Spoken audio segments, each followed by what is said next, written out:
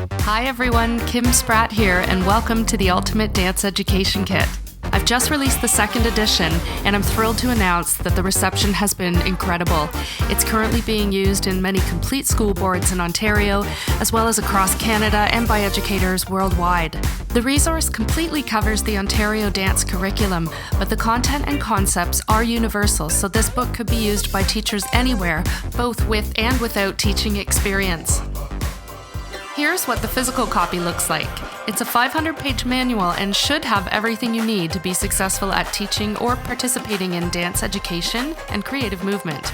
We begin with the elements of dance posters and activities to get to know the vocabulary of dance. Then we move into the assessment strategies and tools, and then you'll find your lesson plans color-coded for grades K to 8. Next, you'll find any additional lesson-specific or teacher resources like literary works, music and video suggestions, etc., followed by your bilingual flashcards and the Music for Inspiration and Motion 20-song instrumental CD, which we're listening to right now. Let's take a closer look at what's inside. If you're short on time, you may just want to see the next page, then you should have a pretty solid overview. I'm going to move quickly, so please pause the video as necessary. Section 1 is getting to know the elements and vocabulary of dance with the help of the posters, worksheets, and choreographic activities. Section 2, assessment type strategies and tools. Section 3 are the grade overviews and lesson plans. Section 4 are the additional lesson and teacher resources. And Section 5, the flashcards. Let's go back to Section 1 and the elements of dance poster set. There are 6 posters in total, beginning with relationship. Again, all posters are double-sided in English and French. Many like to use the term "our-best" when remembering the elements of dance, and you can share this with your students.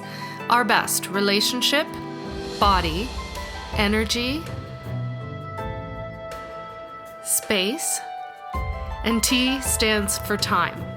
Relationship, body, energy, space, and time. There's also a 6th poster for movements, which displays and differentiates between the various locomotor and non-locomotor movements. Many consider movements a part of the element of body. Along with each of the 6 posters comes a fill-in-the-blank student worksheet to help them get to know the elemental language and vocabulary of dance. Having a good handle on the language is essential when facilitating and creating effective movement. There is also a 2-page choreography activity for each element, which are student worksheets, so again French and English. These are to help the students further get to know and to practice using the elements of dance. Let's turn now to the assessment section. In this section, we go over the assessment types as well as what the teacher or student role might look like. We also offer a variety of strategies and tools, which you can actually just see here. And we've created a page dedicated solely to learning goals and criteria for you to pull and choose from based on the 4 main categories of the elements of dance, the creative process, and you'll see general and specific goals within these, performance skills, and critical analysis skills. Keep in mind that every lesson plan also has 3 even more specific learning goals, so you can choose from any of these and simply drop them into any of your assessment tools. For example, this formative assessment form. Here's an example of a classless style rubric. It comes with and without achievement chart categories. Here's a sample of the individual rubric, which comes with or without the achievement chart categories. And we also have general self and peer assessment checklists for the students, which can be used anywhere throughout the program and also come in French or English. Let's move on to the lesson plans. The best way to get an idea of the content is to look at the graphic overview at the beginning of each grade. We're going to use grade 4 as our example. The purple headings in the title denote a cross-curricular connection with either language arts, social studies, math, or science and technology. So you'll notice that the first 2 mini units in grade 4 are science-based dance lessons. We then go on to a language arts mini unit on fairy tales, and then we move into our integrated arts unit. These are represented by the pink headings. In every integrated arts unit, we've done our best to link with all 4 of the dance, music, drama, and visual arts strands. In the grade 4 integrated arts unit, it also links with the social studies curriculum. This happens in several grades. Lastly, we have our gray headings or cultural context activities, which are directly related to A31 and A32. If you look over to the right, you'll see the specific expectations met in each lesson, and every expectation is covered within any grade. You'll also see our recommendations for assessment, all of which are built into each lesson plan and also a part of the assessment program provided for you in this kit. I'm now going to give you a snapshot of every grade overview. In kindergarten, the cross-curricular connections and integrated arts aspects are built right into the program as we focus on core competencies and learning the elements of dance. Grades 1 through 6 are similar to grade 4, so here are your snapshots.